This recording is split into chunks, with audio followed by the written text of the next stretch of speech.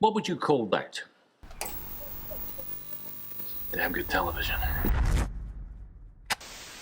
Batman is one of our darkest and most iconic heroes. This year, after much anticipation, he returns to the screen. The whole idea of rebooting a franchise with a new director. Let's just completely and totally entrust somebody.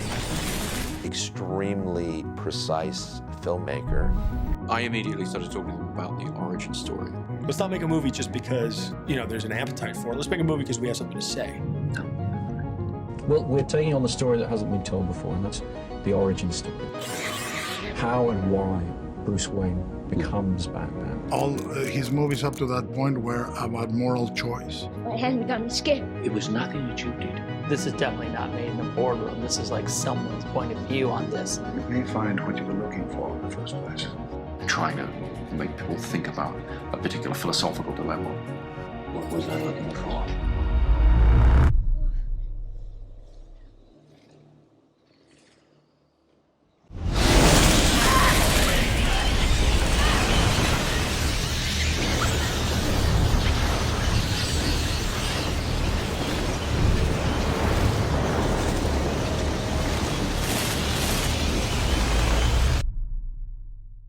What are you seeking? I seek the means to fight injustice, to turn fear against those who prey on the fearful. Alright, it's 2005, but let's backtrack just a bit more. It's 1997. Hot off bad nipples and bad credit cards, the Bat franchise was in dire need of reinvention. I think that they could have gone one of two ways. Way one was, let's play it safe. And way two was, let's just completely and totally entrust somebody to take this and make it their own. We said, what kind of story do we want to tell? Chris talk about really presenting an origin story for the character. How Bruce Wayne and why Bruce Wayne becomes Batman. Batman Begins is very much a hero's journey. It's an origin story, it's an origin myth, and so it has a sense of romanticism or theatricality that embraces that story model. Well, you took my advice about theatricality a bit literally. The great things about Batman is this sort of elemental nature, this kind of mythic quality that his story has. You're more than just a man. And to tell that story, we needed an actor that could make us believe in the myth of Batman. It's about being able to project this extraordinary iconography, really. But who could play such a role? The first time that I thought this is something I really would love to get a chance to portray. Christian, somehow he'd figured this out before the screen tests. You could not give an ordinary performance. You had to project massive energy through this costume in order to not question the costume. We started to whittle down a list of who had enough gravitas, who had enough darkness in their soul. Who was with Falcone at the docks? I don't know, I swear to God. Swear to me! Swear to me! Chris saw something in Bale and knew that this was going to be his Batman. Just your nature to be that obsessed? I think it's an interesting thing that... No, I mean obsessiveness and a dedication to a purpose, a sense of purpose is exactly what Bruce Wayne has to have. And obsessive personalities are usually driven by a very strong motivation. Here is a character, like the protagonists of my other films, I think, who is driven by extraordinarily negative things. My anger outweighs my guilt. He's obsessed, he has a great deal of burden on him, a great burden of guilt. It was my fault.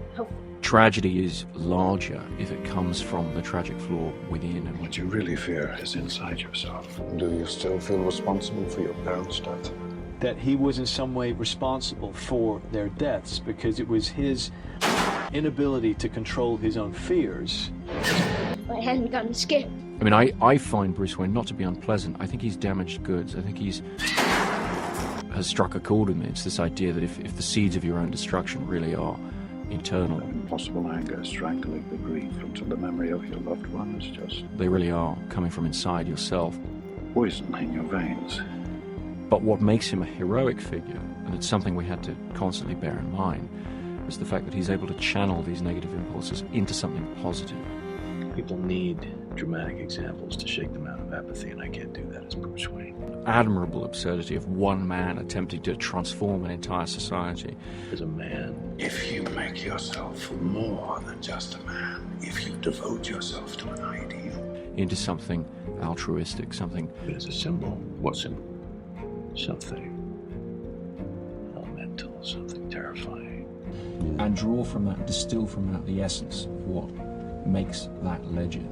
Legend, Mr. Wayne. That a legend can transcend the boundaries of being just one man. That it's one man trying to take on all of Gotham's criminals was unrealistic and absurd. Flesh and blood, it can be ignored, it can be destroyed. What it needed to be is that he felt by creating a symbol of the good standing against corruption, standing against the negative elements in Gotham. That Gotham isn't beyond saving. And changed things for the better, really. Fascinating to watch. But if you're telling it in realistic terms, you've got to be realistic about what's he going to achieve. Give me more time.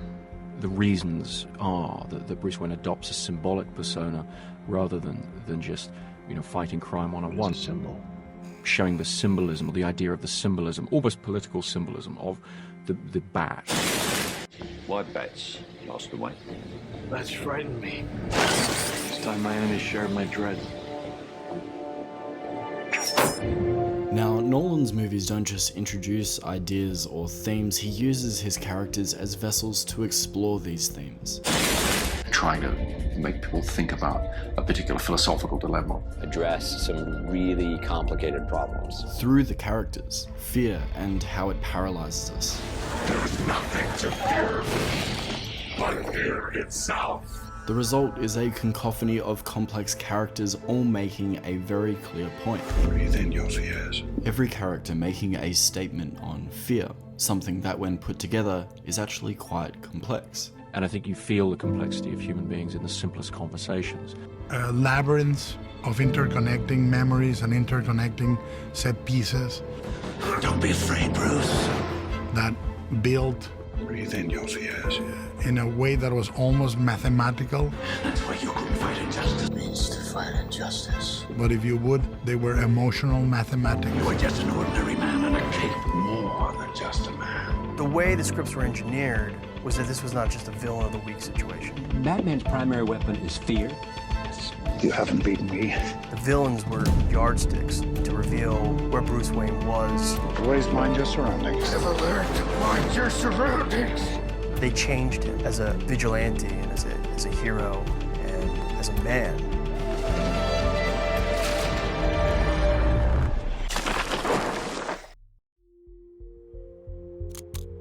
Nolan famously loves to crosscut, but here he's doing it with characters' memories, punctuating on a theme like fear through these characters. My fascination with storytelling in films is all about that subjectivity. It's all about whose point of view am I seeing the story from. Unlike other Batman movies that focused more so on the villain, this subjective point of view is on the main character himself, telling a Batman story that was one, about Batman, and two, hadn't been told before. Approaching the movies as a Batman fan, I wouldn't just want to see a story I already knew. That for Batman Begins to separate itself from everything Batman that has come before, it had to be unique. It had to look inwards on Bruce Wayne in a way that had never been done before. And that change was necessary to build an arc of a character. This is an approach that had never been attempted with Batman films, not just to look inward on Bruce Wayne rather than his rogues, but also to look inward at the themes that make him so fascinating in the first place. These ideas are so pervasive in these movies that you walk out of them and you need to see them again and you're thinking about them and they have an emotional impact on you. This exploration of fear, guilt, and justice. What is justice? How do we define justice? This is the importance of Batman Begins, a shift in how we told superhero stories. Sure, it was Spider-Man and X-Men that showed studios that they could make money on superhero blockbusters. These movies really did put superhero movies on the map, but movies of this time still led by leaning into the comic book aspects. But Batman Begins asked us, can these heroes exist in some kind of reality? Can these superhero aspects be supplementary to just making a good film? You know, it was definitely a jump off of a cliff. Can we tell a story directed by someone meticulous, precise filmmaker that would interest someone with its level of depth? Who had enough darkness in their soul. This is something I really would love to get a chance to portray. A story that dared to explore this character in a way he had never been. Would this important change in direction create a shift in how we told these movies? A shift that allowed for more even complex exploration later on. Studio were actually very excited. It's like, God, this movie's incredible, this is unbelievable, this is so great, the movie's gonna be such a huge hit. A Batman movie that was just a good movie. when we were looking at the sort of cinematic landscape coming up to Batman Begins. It felt like a very long time since I'd seen the tone of movie that had defined the blockbuster for me as a kid. At the core of it, there's still a really great story.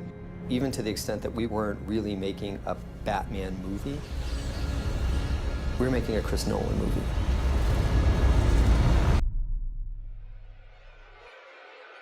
And yet, there was another. Didn't think there was ever going to be another one. What do you believe in, huh?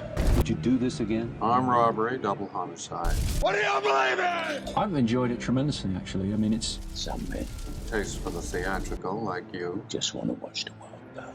Leaves a calling card. I believe whatever doesn't kill you simply makes you stranger. Now, if you're both subscribed to FilmSpeak and I, you'll see that he followed up this video with his take on that sequel I just mentioned. His take on The Dark Knight is just great, so go check that out. With that being said, I have to thank the Patreon legends, my Illuminati, that keep this channel rocking. People like Marakid, Sasha, Walking, Studio X, Mr. CCS, Cam, Archie, Ziggy, Emrin, Braden, Holland, Unlucky Dreamer, William, Christos, Carson, Lance, Alexis, Draco, and David. Seriously, without you guys, I don't get to make content like this.